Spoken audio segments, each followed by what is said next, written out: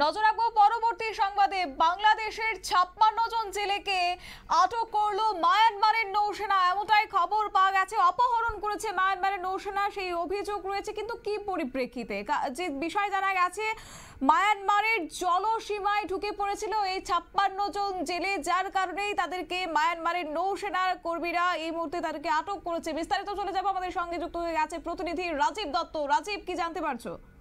দেখো শতাব্দী, মায়ানমারের জুন্টা সরকারের নৌসেনা তারা বাংলাদেশের সেন্ট মার্টিন দ্বীপের বাসিন্দা, মূলত যারা জেলে তাদের অপহরণ করেছে বলে খবর। বুধবার গভীর রাত্রে তাদের অপহরণ করা হয়েছে। তারা বঙ্গোপসাগরে মাছ ধরছিল, 6টি নৌকা নিয়ে তারা মাছ ধরতে গিয়েছিল বঙ্গোপসাগরে। সেই সময় ভুলবশত তারা, যেটা অভিযোগ যে মায়ানমারের, যদি সরকারিভাবে কিছু বলা হচ্ছে না, কিন্তু যেটা যে বাংলাদেশ সীমানা ছেড়ে তারা মায়ানমারের সীমানায় ঢুকে পড়েছিল। সেই সময় জুন্টা সরকারের নৌসেনা অর্থাৎ মায়ানমারের নৌসেনা তাদের চ্যালেঞ্জ করে। তারা বারবার তারা ফিরে যেতে বলে বঙ্গোপসাগরে, বাংলাদেশের সীমানায় চলে যেতে বলে, কিন্তু তারা যায়নি বলে বা হয়তো কোনো কারণে তারা বুঝতে পারেনি, কিন্তু তাদের জোর করে তুলে নিয়ে যাওয়া হয়েছে। তো অপহরণ করা হয়েছে 56 জন জেলেকে, এমনই অভিযোগ কিন্তু করা হচ্ছে। কিন্তু যদিও মায়ানমার সরকারের পক্ষ থেকে সরকারিভাবে কিন্তু কিছু বলা হয়নি।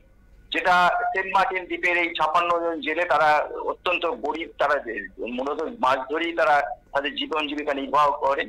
যে তারা পুলিশকে বলেছে যে তারা খবর পেয়েছেন যে অপহরণ করা হয়েছে, কারণ তারা ফোনে যোগাযোগ করতে পারছেন না, এবং তাতে তাদের সন্দেহ যে মায়ানমার সেনা তাদের কোনোভাবে তারা খবর পেয়েছেন যে মায়ানমার নৌসেনা তাদের অপহরণ করেছে।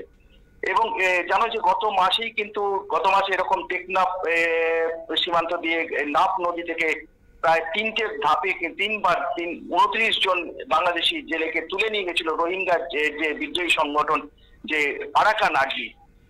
সেই সময় মোহাম্মদ ইউনূস সরকার তারা রোহিঙ্গাদের যে সংগঠন অর্থাৎ আরাকান আর্মি বিদ্রোহী সেনা, এই বিদ্রোহী সেনার সঙ্গে তারা আরাকান আর্মির সঙ্গে তারা কথা বলে, এবং কথা বলার পর তারা আলোচনার পর সে 29 জনকে ছাড়িয়ে আনতে সমর্থ হয়েছিল। তবে কিছু শর্ত তারা দিয়েছিল যে নাফ নদী, যেহেতু জানো যে আরাকান সেনা মায়ানমারের সরকারের জুন্টা সরকারের সঙ্গে যুদ্ধ করছে, তাদের বক্তব্য ছিল যে নাফ নদী দিয়ে সবসময় তারা যাতায়াত করতে পারবে না।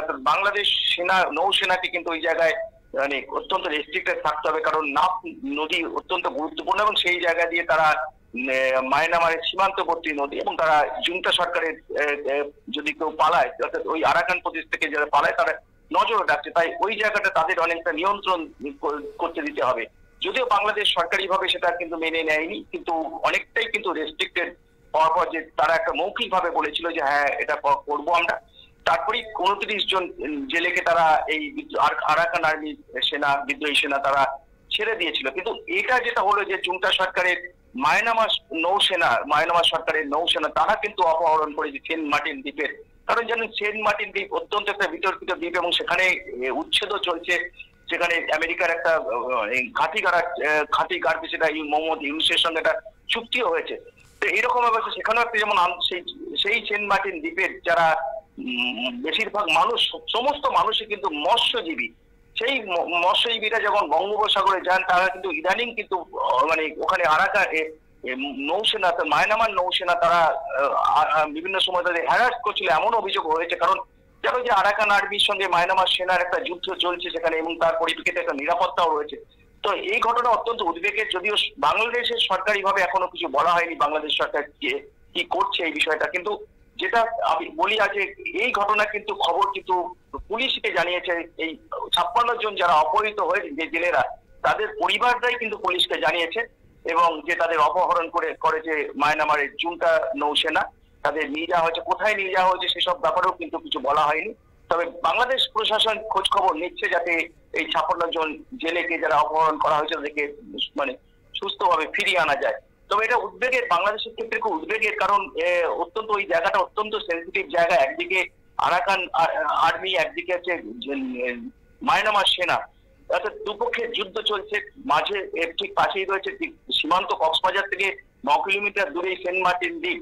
অর্থাৎ এই জায়গাটা অত্যন্ত সেন্সিটিভ এখন, এবং যার ফলে কিন্তু বাংলাদেশের একটা উদ্বিগ্নতা বাড়ছে যে আরাকান আর্মি এবং যেভাবে এগিয়ে আসে সেটা যেমন এক উদ্বিগ্নতা বাড়াচ্ছে, তেমনি এই মায়ানমারের সেনারও যে একের পর এক যেভাবে ঘটনা ঘটাচ্ছে, যে বাংলাদেশের লোকেদের জেলেদের তুলে নিয়ে যায়, সেটাও কিন্তু যথেষ্ট উদ্বিগ্ন বাংলাদেশ প্রশাসন। তারাও খোঁজ খবর শুরু করেছে যে কেন এটা হলো এবং কিভাবে হলো। যদিও আমি আবার বলি যে মায়ানমার সরকারের তরফ থেকে সরকারিভাবে কিছু বলা হয়নি।